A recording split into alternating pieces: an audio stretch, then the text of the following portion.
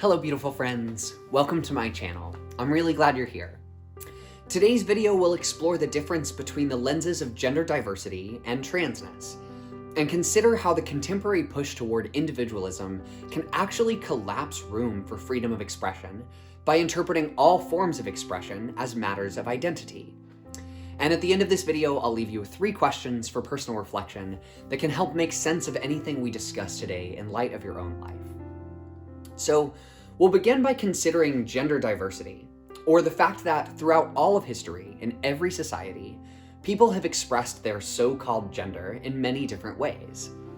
I emphasize the constructed idea of gender here to note that the idea of gender as such is not something which all languages or cultures articulate, which does not mean that they don't have behaviors that we could interpret with this lens, but that it is important to remember that such interpretation requires some projection, that they would not think of their social realities in the same way, and that the way a culture thinks about, or neglects to think about, gender, as we might call it, can reveal a lot about the way we think about gender ourselves. An easier way of thinking about gender diversity, or the disparity of gender performances, is to consider, say, a masculine person in Omaha, Nebraska, as opposed to one in New York City or Portland, Oregon, as opposed again to one in Mozambique or Switzerland or Japan. It is easy from a non-trans English-speaking lens to assume that all of these individuals might have something in common, say a penis or an attraction to so-called femininity.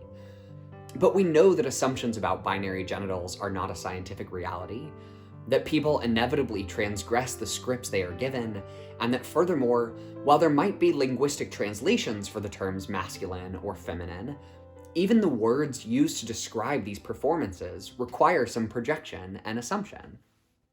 In many cases, because of the pervasiveness of Eurocentrism and individualism, trans has become something of a global term or identity, and people who express themselves in gender-diverse ways are often forced into this label.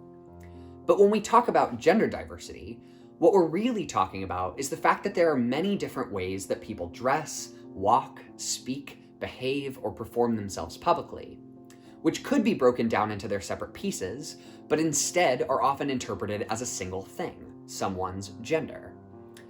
And it's important to recognize that diversity in gender performance has existed for as long as people have been expressing themselves. Just as I am often saying that there are as many different ways to be trans as there are trans people, there are as many different performances of gender as there are people on the planet. And then we take all those performances and draw boxes around them, usually 2, group them together and call it a gender. And we make certain exceptions. If a man who is Scottish, or is pretending to be Scottish, wears a kilt, we won't insist on interrogating their masculinity.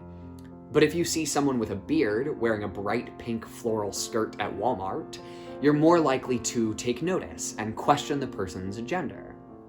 Which is another way of saying that at least in American society today, and any place that has been controlled by it, that there is very little space for gender diversity that allows people to express themselves how they want, without being accused of being gay or having their gender interrogated. One of the burdens of organizing a society primarily around individual identity is that there is very little space for expression without explanation. The interpretation of certain actions, fabrics, articles of clothing, pitches in the voice, and so on depend entirely on our social frame.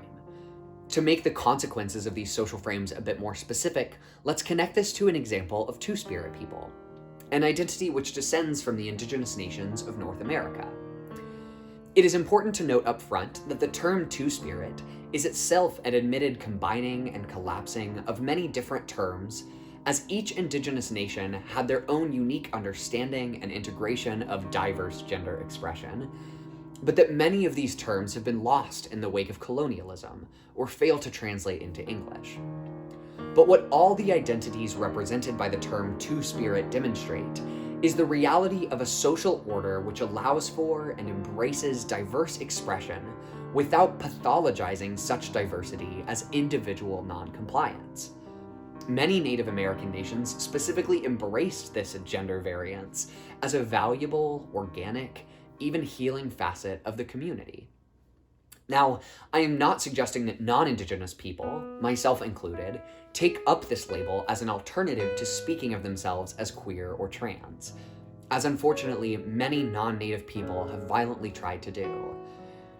Extrapolating Indigenous language from its context only further erases an already unacceptably minimized history of Indigenous life, and further extends the violent reach of colonialism. But I believe that we are capable of thinking analogously, learning from this frame of understanding some other possible ways of organizing our own society to include gender diversity without pathologizing it. But one of my deepest frustrations with existing as a trans person in society today is the way in which my identity is perceived in light of individualism, as a perpetuation of individualism, even a radicalization of it. I am often told that my identity is something that I should take pride in, that I am brave for being myself. Or I am told that I have taken things too far, that I am a snowflake, and people couldn't possibly be unique enough to express themselves by more than 2 scripts. But both of these readings falsely interpret my actions as strictly self-motivated, and both fail to get at the heart of my understanding, which is that my transness is largely a difficult and complex negotiation with a society that creates individual subjects, but fails to understand or care about those subjects, those people, as inherently integrated parts of the whole. Thus, our current society insists on interpreting my actions primarily in relation to myself, and fights ensue over whether this is a choice I am making or something I am born with, rather than considering the possibility that my so-called gender is a reaction to choices that were and are made on my behalf, that it is a response to the actions of others more than a self-driven pursuit. And whether or not people choose to be queer remains debated, but I believe this is a limited question. By considering alternative organizations for society, by imagining a world where gender diversity does not force a person into a certain label or pathology, we can see that it is unquestionably a choice to organize a society around a hierarchy of individual worth, to deem certain actions as indicative of certain identities, and certain people and their social contributions as more worthy of protection, integration, and love. In other words, as a trans person, I wish that I could heal society more than I wish to change my body or expression.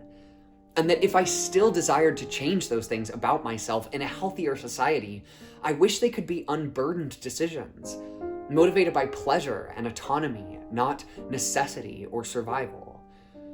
But because I cannot singularly rearrange society into a less judgmental, more empathetic and interconnected space, then I am forced to negotiate with reality as it is.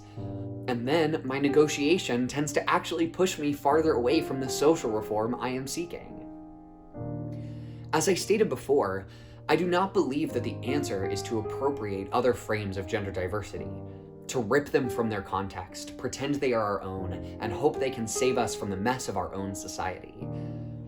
Instead, I believe we must find a way out by trudging through and reinventing, by expanding terms from within, by settling for certain political identities and labels for our gender, but using them strategically, to find other people who experience similar things and to engage with one another creatively, knowingly, affirming for ourselves that it is society that is pathological, not us.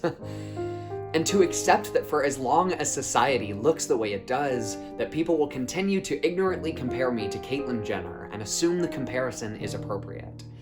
But that I, and anyone who knows me well, will know differently. That we can see past the labels to a future where people can just be, without fear that their expression of existence will come under attack simply because it looks different from what people expect. And it is a future I wish for all of us, trans and non-trans alike. And it begins with each of us working towards the recognition that there are other ways of thinking than what we have always been told, and negotiating the space between where we are and where we dream we can be. So, as promised, I'll leave you with 3 questions for personal contemplation that can help you connect today's video to your own life. First, What is some way in which your expression of self or gender performance is different from the people who are usually considered to be the same gender or have the same gender label as you? Second, what is one way in which you personally feel the harm of individual preferences or actions being conflated with identity? That is, what is something about yourself, it could be something you enjoy, a hobby, a garment of clothing, that is easier to enjoy privately than publicly? Lastly, what is a label which applies to you which might feel good or powerful, but that also at least slightly misrepresents your personal understanding of yourself? That is, what is one label which might suit you, but which also causes people to misunderstand you in some way?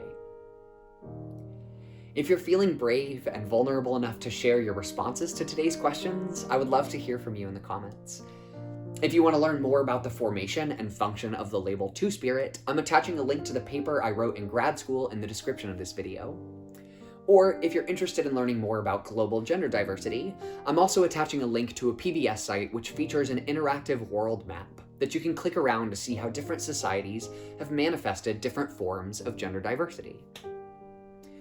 Otherwise, thank you for watching. I wish you peace and perspective. I love you all as I love myself, as we are part of the same world. And I look forward to talking with you again soon. If you enjoyed today's video or it meant something to you, please like and subscribe. Your support means a great deal to me as I want to provide reflections which speak to you.